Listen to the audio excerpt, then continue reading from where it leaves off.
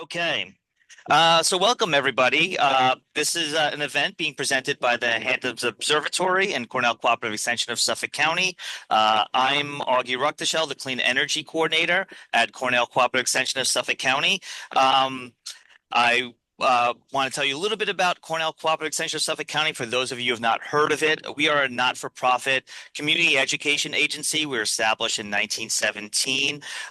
We are affiliated with Cornell University, the Ivy League university. We're part of a team of educators, researchers, specialists, academics, and other support personnel who are dedicated to making Suffolk County a more desirable place to live and work.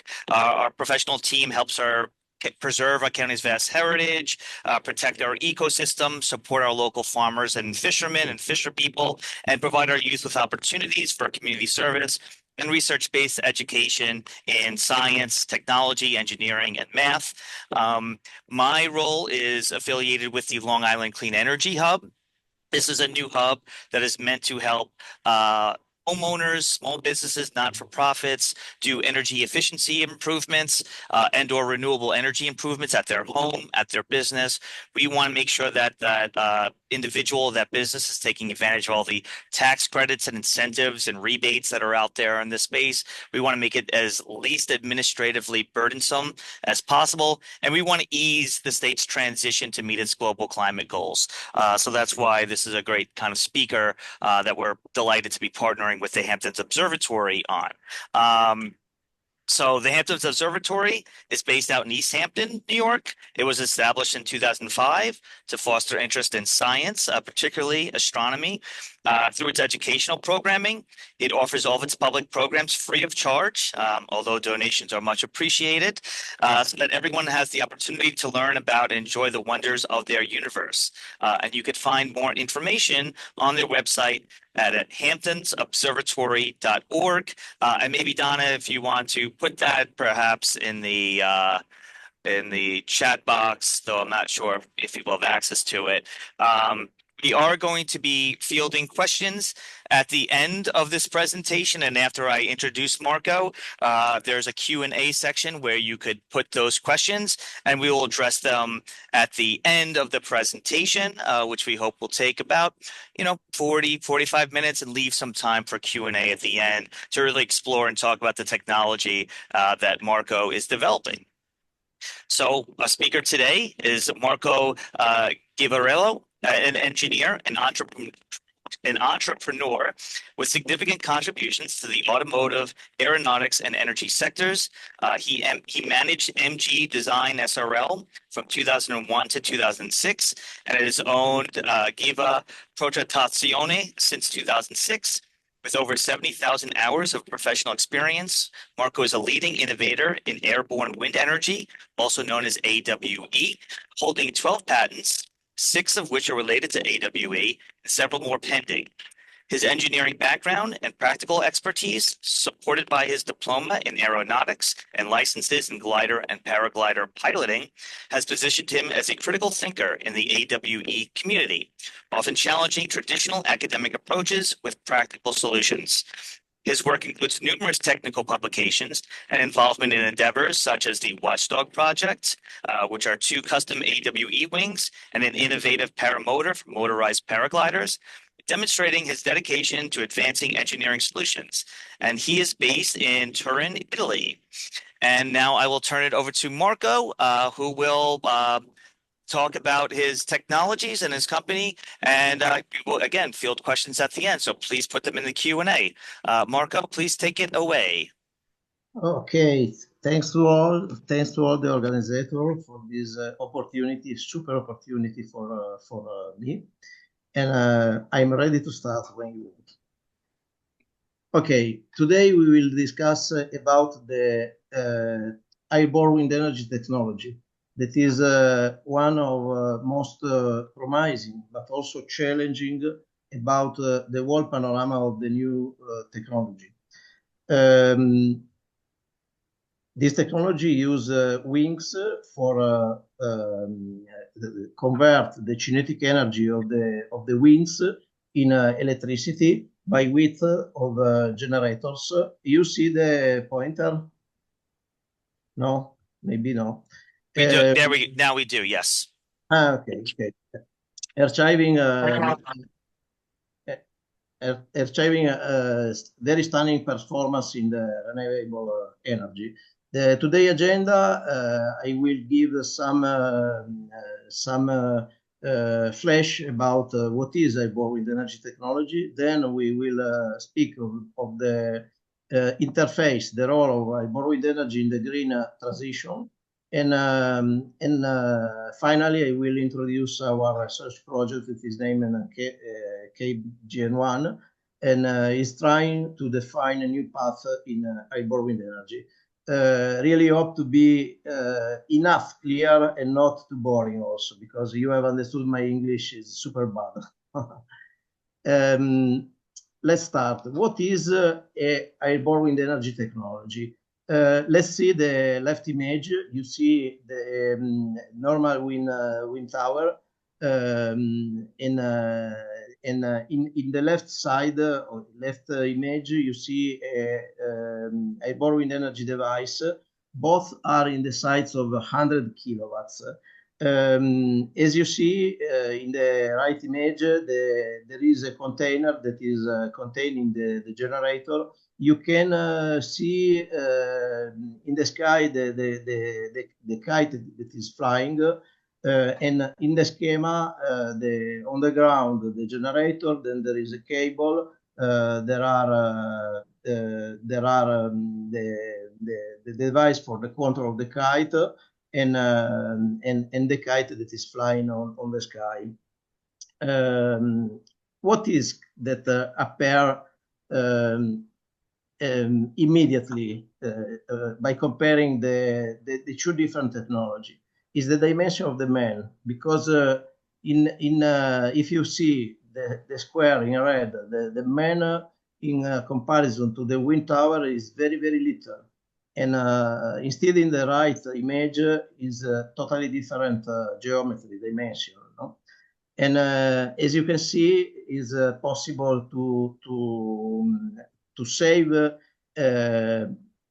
huge number of weight, because we are speaking of 90% of lightness than the traditional wind turbines. This is the second statement in these four statements that are trying to, let me say, synthesize 15 years of research in this field. First of all, must be told that tropospheric winds are the bigger tank of energy in the planet. Then there is another hidden advantage, that is the power production. It's increased exponentially to the cube of wind speed. By doing the classic example in Airborne Wind Energy, if we double the wind speed, we will produce 8 times more. And then there is another indirect advantage for the environment, because due to the much more energy density, there is a smaller footprint, and we minimize the ecological impact.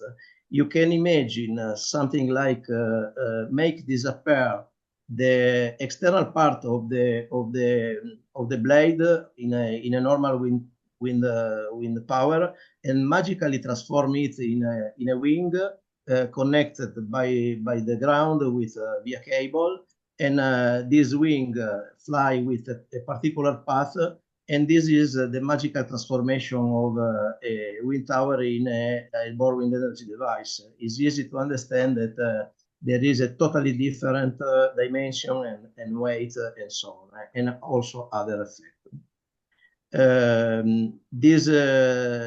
For information, these two different technology in the images are both in the 100 kilowatt size. Okay, let's do some projection about market value and growth projection. We estimate 160 is estimated in 160 millions, with a growth rate expected in about 10% in next decades. Product milestone, at least 3 companies in Europe are moving toward production. This in front of about 50 teams that are continuous to research globally. In the image, you see Kite Power, SkySails, and Enerkite. Both the first two are using kites, while Enerkite is using a Delta glider that is mounted on a platform that is able to take off and land it automatically. Let's go to the image. In the image, you see three of the lot of category of that are on board Airborne Wind Energy technology. The first one in the left is the so-called pumping power ground generator. You see in white and red the kite wing that is flying in the sky with this particular horizontal 8 path. During that, there is a traction of the cable that put in rotation drum and generator. No? Leaving cable in the sky, it produces energy, then go to the top of the path, come back home during the retraction phase. In the middle image, you see the same typology of machine, but instead of using kite, it uses rigid wings. Well, by using rigid wings, it's possible to produce up to 6 times more energy than the first example. It means 1 kilowatt for in the middle for a kite wing, up to 7 also kilowatt for square meter of surface for these devices. But by using rigid wings, the device become much more complex. And even more complex is the third example in the right, where you see in practical a wing that is it put on board the generator, and so the production of electricity happen in the sky, and so is needed to brought on the ground the electricity, and these devices are much more complex. Let's jump to the pros and cons. As told, the most powerful green technology in the pros, significant waste saving, we are told, lower installation, and so on. Then there is another advantage that is the improved logistic. We will dedicate a slide from a few minutes to this argument. And then there is the reduced footprint. This in front of a high complexity device. For some of the project we are speaking of hyper complexity, it requires 5 per mission. Consider that the flight of 8 of these devices normally is from 200 to 600-700 meters. It's naturally possible to go higher, but with again pros and cons. And then there are challenges in execution past, because some startup, including the bigger one like Makani was American and Ampix Power, Ampix was European, followed the flawed path leading to failure. And this has not helped the sector, because has not helped from, let me say, a marketing and commercial point of view. In any case, this insuccess has helped the scientists and the researcher in order to, let me say, improve the technology. Definitely, Airborne Wind Energy is still in its early stage of commercialization, while there is a global progress, the global deployment of a renewable energy market that is accelerating. So is a very good challenge. You must consider the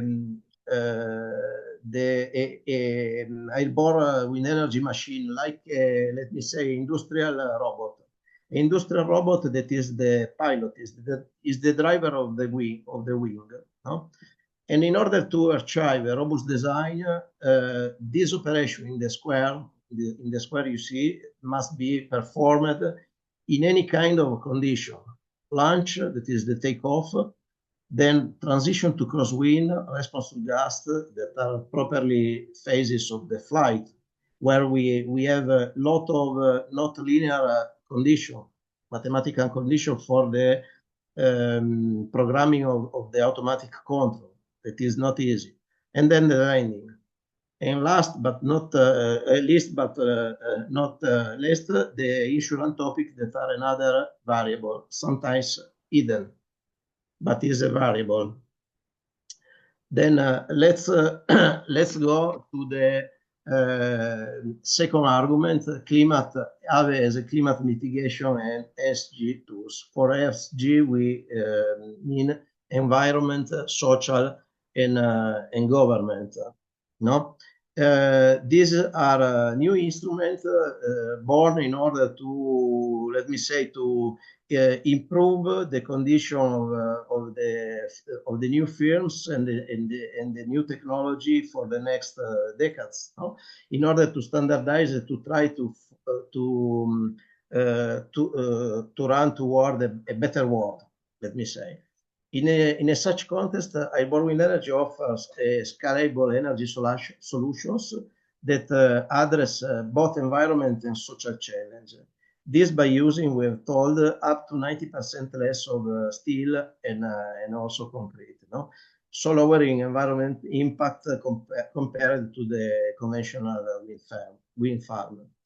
And so it's possible to contribute to the climate change mitigation and environment conservation.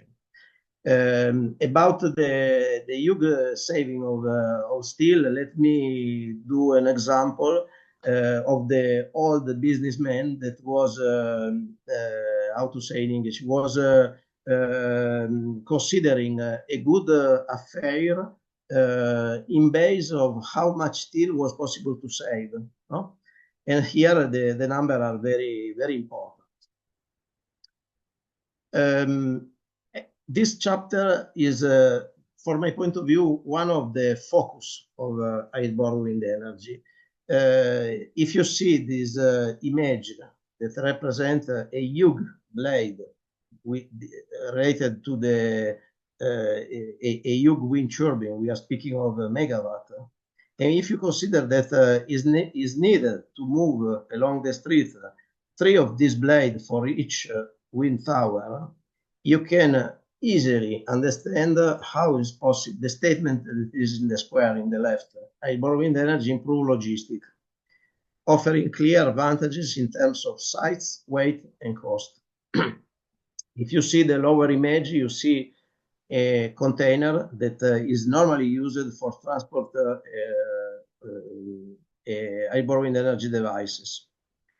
And so, as you see, the dimension, the easiness in the transportation is totally another affair, totally different. But sometimes also transporting containers in extremely remote and disaster-stricken areas could still present issues. And with KGM1, I would strive to improve further the logistics of transportation, transporting, if possible, where possible, the components in separate modules, lowering at least the needs for using big container. Consider that this container, if I remember well, is a 30-feet container.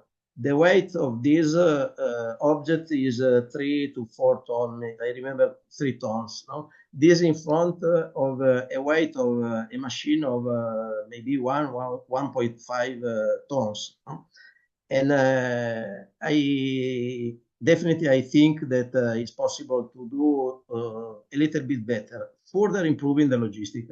And with this statement, I start introducing slowly our project.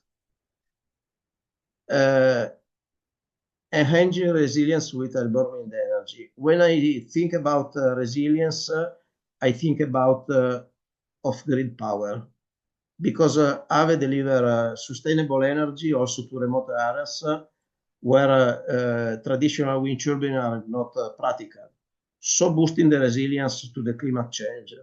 You see 3 images in the left, a rendering projection of KGM1 in an extremely remote area. in the other two disaster-stricken region. Well, there is another big advantage because the rapid deployment opportunity makes Airborne Wind Energy perfectly for a situation like this. So supporting adaptation strategy. You can imagine that the difference from to download the container and start the procedure for takeoff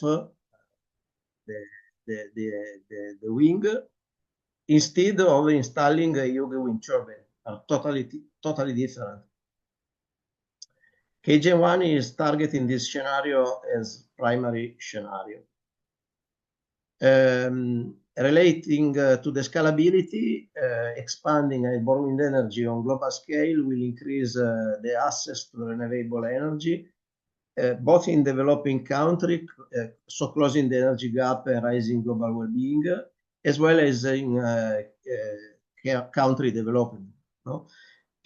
But also, for the same reason that I have told in the slide before, also there is also another advantage because in hurricane prone areas does exist the opportunity to pack it up the devices very quickly in extreme condition. Here you see in the image a wind turbine that is burst. Is burst because it's a fixed foundation. It's impossible to remove it. And based on what I've seen in lot of video, there are a lot of areas also in your country that are very prone to these extreme phenomena. And definitely the application are off-grid, on-grid, offshore, onshore, globally. Naturally, where there is wind, because wind is the motor of these systems. Oh, this slide is very complicated for my English. Sustainable development goals and airborne wind energy. These are some 17 targets that the human has invented for improve the life for next generation in the optical of create the premises for a better world and invert, if possible, where possible, the trend of this climate change. No, I have chosen this SDG for Airborne Wind Energy. I will try to read and comment.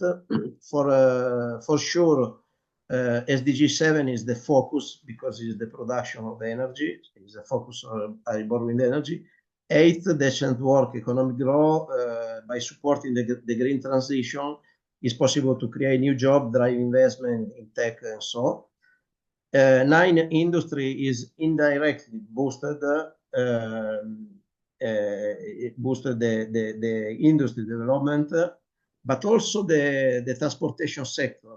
I have in mind electric cars, not only on grid, but also off grid. For the relationship with the wind generation, obviously, coupled with storage system. SDG 11, sustainable city. I wished to add this SDG because I think we must study the opportunity of installation above skyscrapers of these devices. Why? Because a skyscraper is able to work like a mountain, and so addressing more and more constant winds. No? And we have under investigation a variant of a KGM1 design that is studied with a variant of linear generation technology that is different but with the same base concept. And it seems to work very well.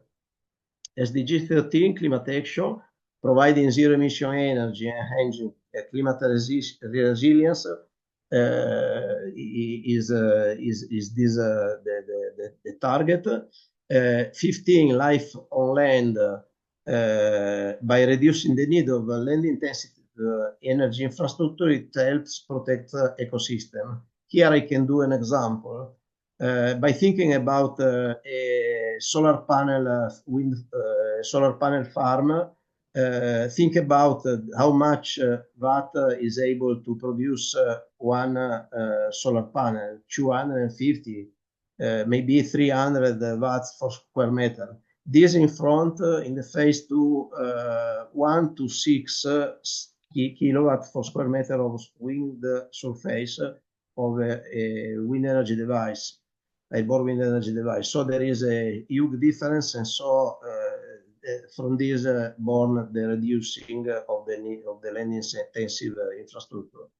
SDG 17 is, I think, is the container of the other SDG because partnership facilitates collaboration among the clean energy technology. No? This in relationship to this goal. And here we can start introducing the KGM1 project. What is the mission? Empowering sustainable energy where access where is needed most. Naturally, we have a very complex business case that is not only off grid, will be also on grid in future, but the focus now is this. No? And the client, which are the client? All the off-grid population, I intend Sami, Inuit, who is living in Iceland, remote communities, and disaster at the land, definitely. No? Worldwide, where there are the conditions for installing these devices. We will do this with a first little size modular device in the size of mini wind. We are speaking of 10 to 25, maybe also 30 kilowatts. That will be fully customized on the energy needs of that population, and with a set of innovation that make ourselves deep different from others. Here you see 3 images. The left one and the right one are related to the prototype 2. The middle one is the prototype 1, where we have tested just only the path. A funny thing that the kite steering unit that you see, I don't know if you see the point. Oh, you see the pointer, Augusto? Okay. Here you see the kite steering unit. The kite steering unit was the seat where was sit my son in this first prototype, and going forward and gearward in order this because we have tested the path. Was the preliminary experiment. Milestone. These are some of the milestones we have reached in all this year. Master thesis, Politecnico Milano 2018. Supervisor was Professor Lorenzo Faggiano, that is one of most important Italian scientists in Airborne Wind Energy. Then followed participation to the 9th International Airborne Wind Energy International Conference in Milano 2022.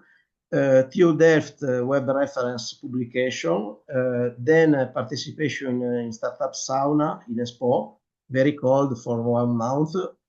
1 month after, gone to the Energy Fire, International Energy Fire in Rimini, where I taken physically the prototype.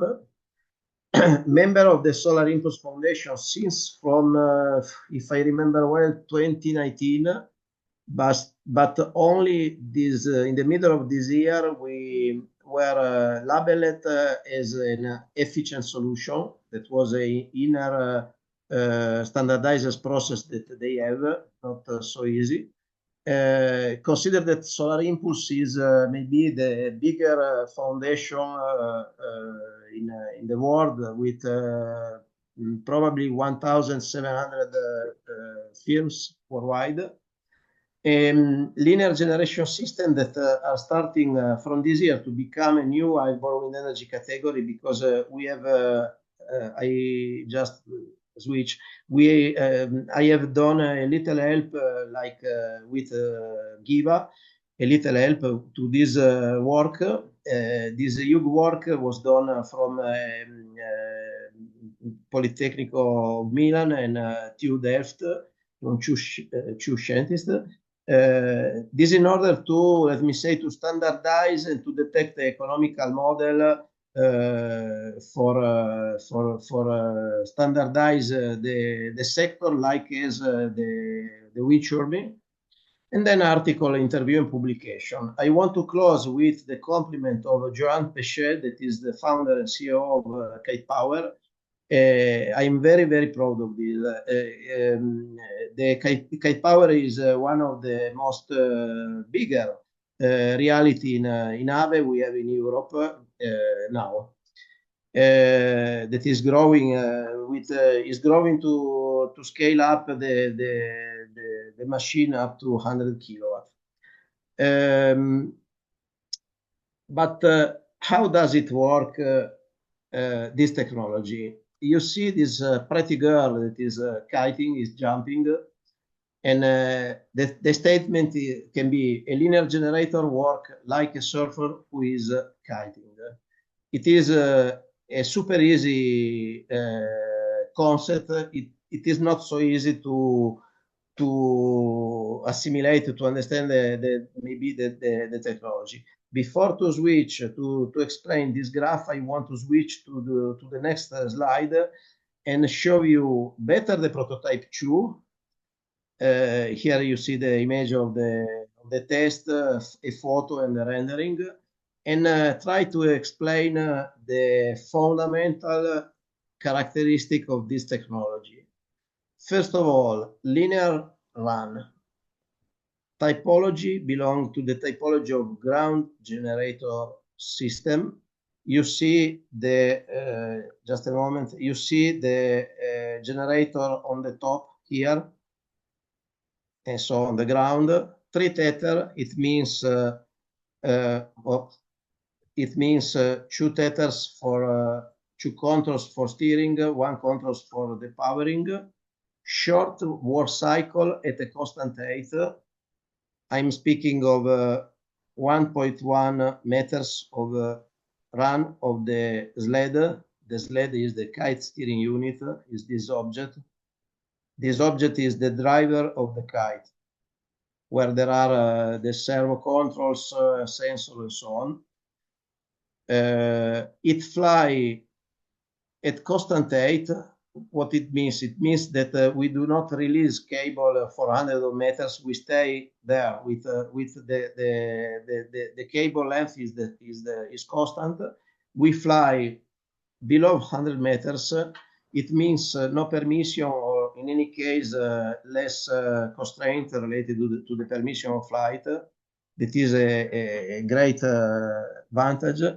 It is not so good that we fly low, because we can intercept less wind than the competitor, but we think possible to extract more energy from that wind, because we do not only put in rotation the generator, but we also traction in any duty cycle. These devices, these colored devices, are elastic element. I can show you in the movie. I will project the movie.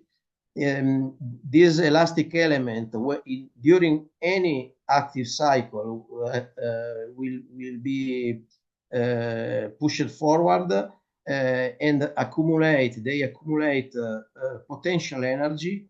And this energy is able to push back automatically the sled during the passive phases. Then there is another effect, that the generator, sorry, I go in this deep detail, but these are the core of the technology. this generator is in continuous rotation. It means more constant energy production.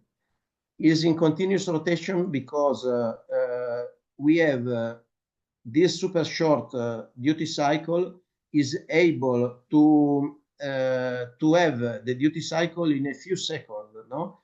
And on this generator is coupled some kinetic accumulator, and then there is a free wheel that make able the generator to stay in this rotation also during the passive phases. It is not all because we have a dynamic power, because the kite is never stopped. It will end when it missed the wind, but it's never stopped during the war cycles of the generator. Now jump again to explain the graph, because we have created the premise. Here you see one of the typical competitors duty cycle related to the pumping cycle with a ground generator, because generator is on the ground, the kite is flying, is leaving the rope, is putting in rotation the drum, sorry for the English, up to this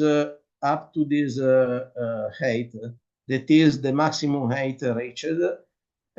Here the kite come back home, ready for a new cycle. Okay, so this is the active phase. This is the passive phase. During the passive phase, it's possible to consume from 20 to also 30% of the energy produced. And here in this graph, you see the diagram power under time of what I've said now. In blue, the power production, these phases. In red, the power consumed when the kite come back home. Again, power production, again. So there is let me say, a series of steps. The production is done by step, because here the generator go in one direction, is stopped, reversed, come back, again stop, reversed, again. KGM1 instead, here you see the same power under time diagram. In blue, you see the power production. As you see, the power production is ever above the zero, no?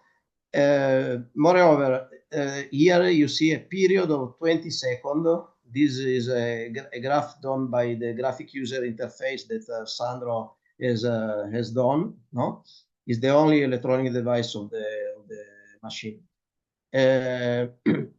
Period of 20 seconds is something like this part, because this period of a pumping generator normally is maybe done in 2-3 minutes. No, so this 20 seconds is only a fraction of this. No, in red you see something like the movement of the kite steering unit of the sled during the duty cycle, because the sensor, we have put the sensor in the middle, so was from one side and from the other side. But definitely, if you consider that this machine was assembled in my home cellar and is working without any kind of electronic or sophisticated software that was able, let me say, to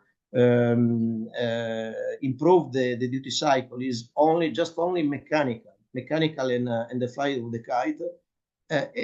You can maybe you can understand that my point of view. From my point of view, this machine has a potential that must be exploited, must be shown. Anyway, we do not have these red phases, are only the blue one in KGM1. Then let's introduce the prototype 3. Prototype 2 has showed that the technology does work and has validated the technology. With prototype 3, we will try to understand the potential, the real potential of KGM1, we will hunt for kilowatt. And I remember that KGM1 is the world only generation, linear generation technology with a consistently positive energy production cycle that never drops to negative value. 10 kilowatt of rated power, this proto of grid, Kitewing, I think we will cover a lot of sites in order to cover a lot of different wind conditions. Automatic flight control. We have an offer coming from Milano Politecnico for develop the automatic flight control. We think possible to make to assemble and test physically this prototype from takeoff in 14 months. I pass through very quick on this image. You see for the first time the inner part of KGM1. What I want to remark is the concept of the solar panel, because in order to further increase the stabilization of the energy production, in order to do not have so big peak and stop and reverse and so on, but stabilize the energy production, we will add a few square meter of solar panel just only for smooth this production. Let's pass through. Here you see the simulation of the duty cycle. In this moment, the kite is depowering outside of the power window. If there is someone of the guests that is doing kite is able to understand. Here is the powering from the other side.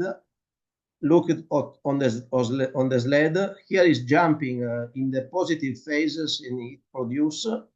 And again and again. Definitely the flight path has 2 active and 2 passive phases in a single eight. Okay. Then, in order to improve the customization, to improve the customization of a similar devices, a lot of issues, a lot of questions will need to be addressed. For example, what are the key challenge opportunities in developing airborne wind energy technology in thousands of island remote community, and how can it complement national or local government renewable energy action plan in such areas? Because, for example, I remember that in Canada, a few years ago, the government was helping the Inuit population for helping the transition in order to remove or reduce the dependence from the diesel generator. Consider also that moving the gasoline in such remote areas can cost up to 12 times more than in the city. Another question is how can airborne wind energy technology be adapted for rapid deployment in disaster impacted communities? And are there existing frameworks for support this?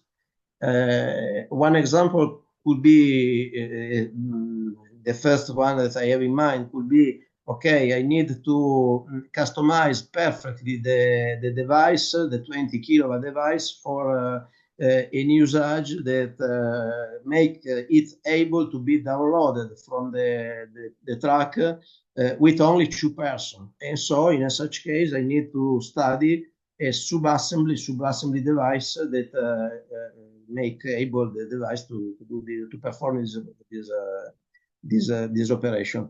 In any case, again, this technology, like any other technology that are using winds, cannot be installed everywhere, but require windy site and also cleaning of obstacles. Here the final dream, a village, a off-grid village. Here you see KGM1 in the size of 20 kilowatt in an area free of obstacle, flight zone lower under 100 meters. expected production 30 megawatt hour for year in front of a consume for single units, single house of 3 to 4 megawatt hour for year for 9 to 10 houses. Then solar panel ISO capacity for a backup where there is no wind, and if there is no wind and no sun, diesel generators, inverters for transfer to DC to AC, battery packs for storage of the energy, power management, and finally the users. That's the dream, the final dream. And then I wish to conclude with this short statement, KGM1 Spark, because this project is born with an approach that I define bottom up. Maybe Dave Santos has defined bottom up. In my own home cellar, and has evolved as far as passion and free time could take it, with very low funding. We are speaking of less than 20 kilo euro. Less than 20 kilo euro is real. And let me close with a poetical statement. Today it drifts to the online world like a message in a bottle, awaiting its next chapter. That's all. Thanks for the attention. We extend our deepest appreciation to Cornell Cooperative Extension, you all guys, Suffolk, Hanson, Observatory, New York for hosting and co-hosting this lecture, and naturally Karin Evekole that is here. Now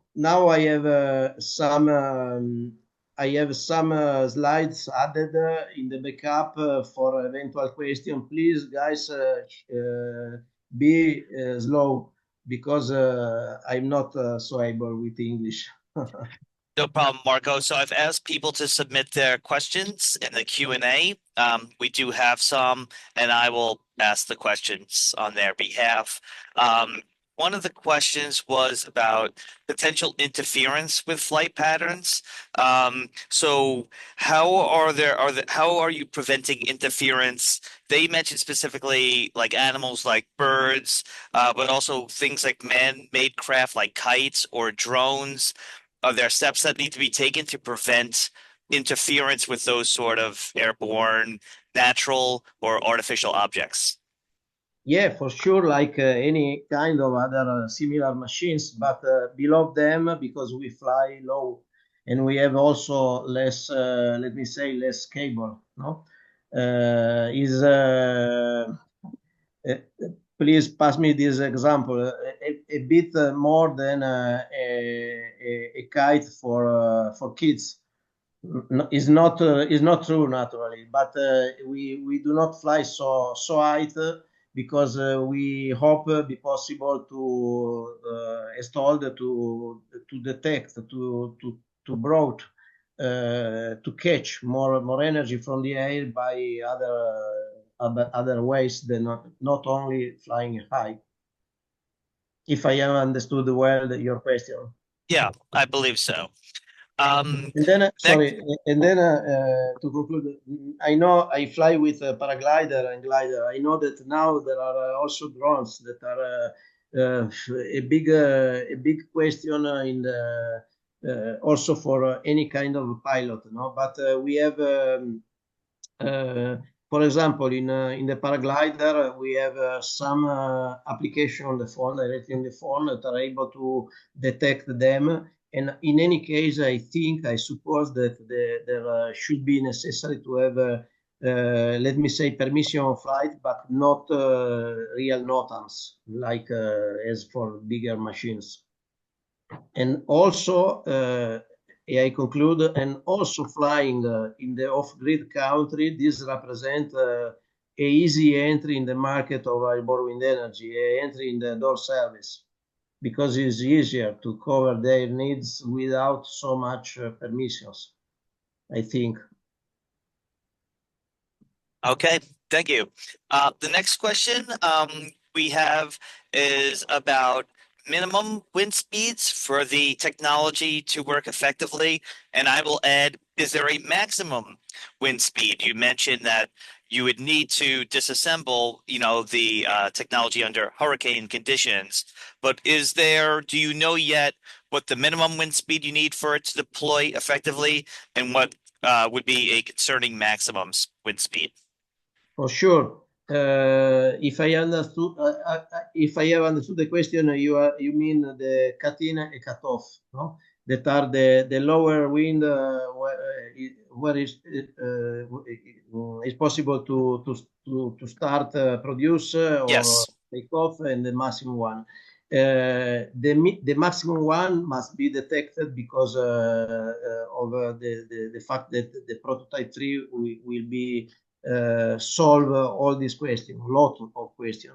The minimum one I can tell you because now I can show you the movie. It is enough for the kite. We are using particular kite that are monoskin.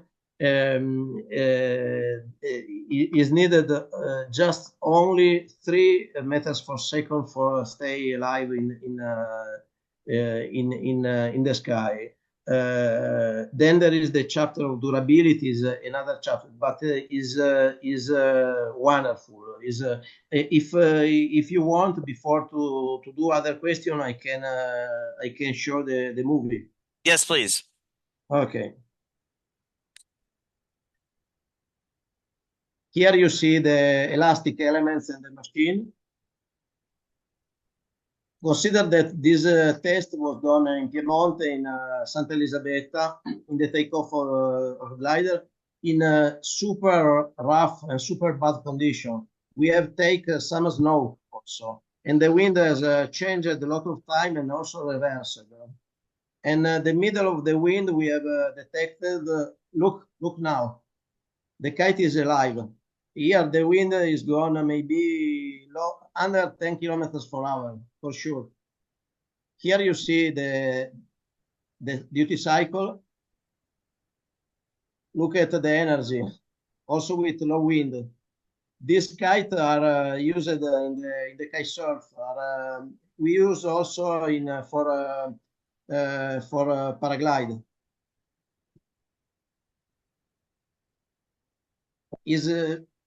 Was visible in the previous image, the elastic elements. This was related to the previous very older test where we have understood if this technology was something of interesting. Great. Our next question is from a researcher in the AWE field, saying, I performed a study focused on optimal flight path for a rigid wing pumping system like AMPIX. In the KGM1 project, did you consider different flight paths, such as circular or a figure of 8 flown in the 2 directions? Based on your test, which is the best one? This is a very interesting question.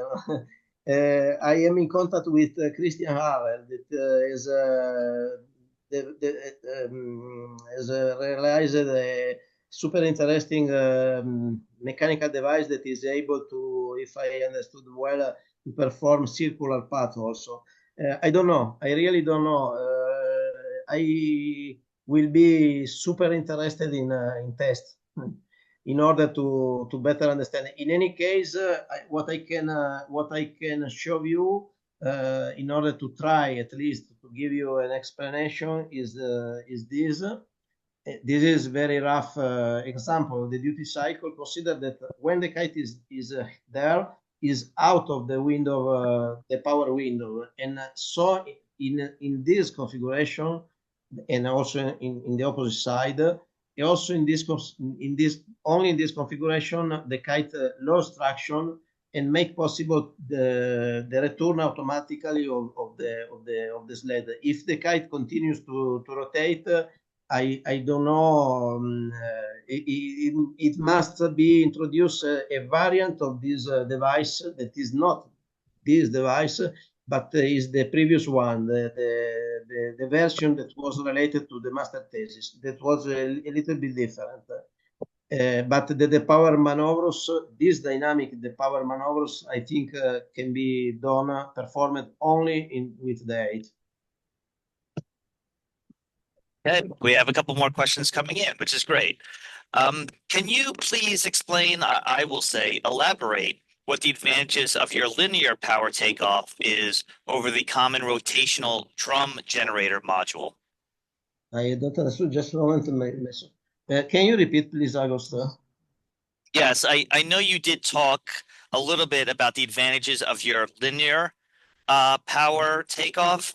The question from Roland is, what is the advantage of that linear power takeoff over the common rotational drum generator module?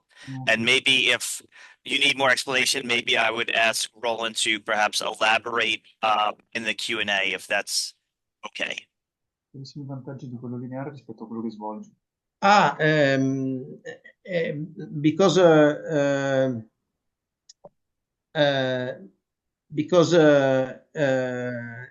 here I think this is the case. Then I can show you another graph. There are two advantages one of them is showed and validated with this graph coming from the graphic user interface that we have done. That is, we do not have just a moment. We do not have the red passive phase. Are only active phase. This generator work with only active phase. Because the elastic element and the dynamic power combined with the dynamic power make possible the automatic return of the kite. This is made possible only because we have a super short duty cycle. Because in any other different cases is not possible. Do not have loss of energy. No? Consider that the kite, look also to the path. Consider that the kite never stop its movement also, and it improved the efficiency. It's like a motor, electric motor that if it is kept in constant rotation, in constant movement, the efficiency of this motor is higher than if you stop and reverse and stop and reverse. And this is possible only because we have only few meters for come back on the sled. And so the kite doesn't go in stall, doesn't lose speed. Okay. And moreover, by going out of this window for a few seconds, is possible for a few seconds come back on the sled. And this kite, when go out of the window, power window, lose its energy. We use these few seconds for come back on the sled. Okay, here you see the elastic element. Then this device is more complicated because in the prototype we have taken consideration also electronic.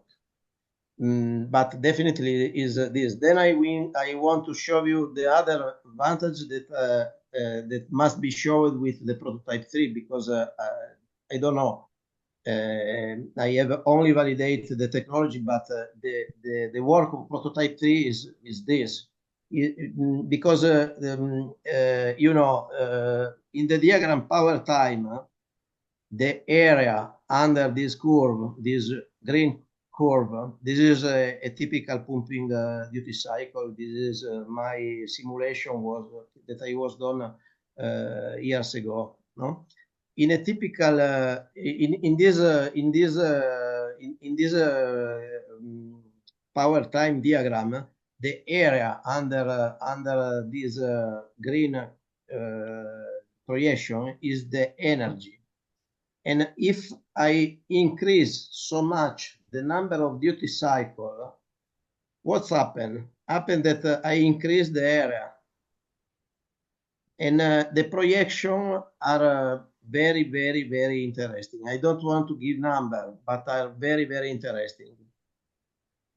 But for sure, this number, I don't know this number, are the object of the next validation, the next study.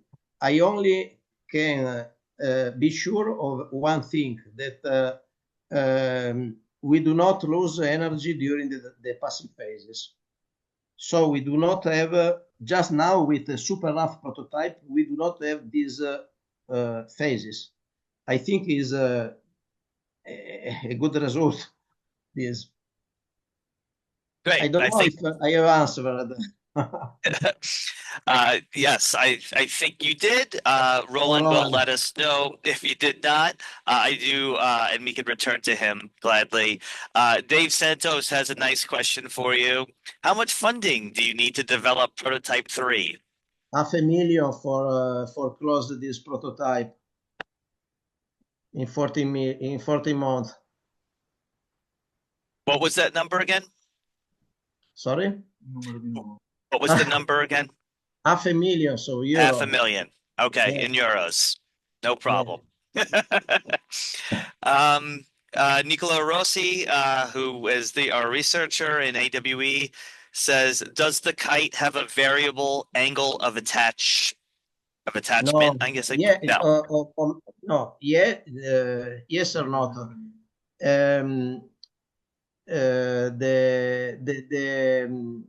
Just a moment. I try to detect a slide that could. I don't find it. In any case, yeah, we changed the angle of attack during the. This is an interesting question. We changed the angle of attack with the power in some condition. For example, when wind is moving during takeoff, consider that we have this opportunity. Yes, we work also with the angle of attack. Here you see a kite steering unit that was moving in 25-30 centimeters by changing angle of attack of a wing, the monoskin 4 square meter, if I remember well. Okay. Thank you. And I don't see any other new questions, so maybe I will just conclude with my final question, which is, if someone wants to learn more about your company, about the technology, or reach out to you, how should they do that? Nothing.